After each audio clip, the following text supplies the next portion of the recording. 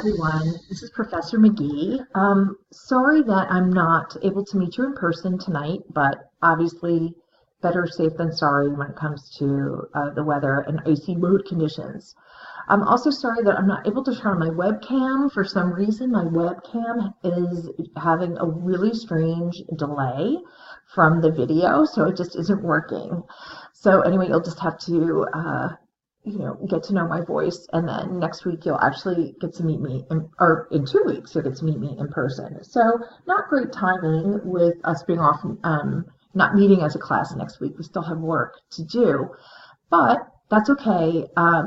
Because this course is set up as a hybrid, everything is online, and I'm going to fill in some of the blanks for this week and next week with a video like this.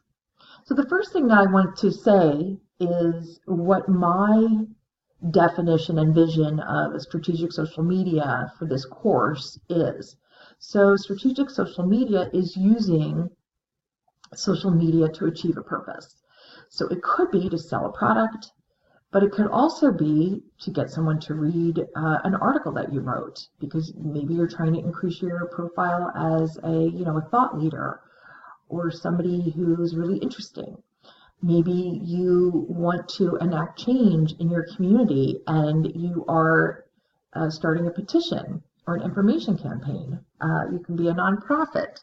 You could be a book author. You could be you could be a band or somebody who promotes a band. So the strategic part of it doesn't necessarily mean just to sell a product, although it could certainly mean that. The strategic part is about engaging a specific audience to fulfill a goal and a purpose. So that's what we are focusing on in this course.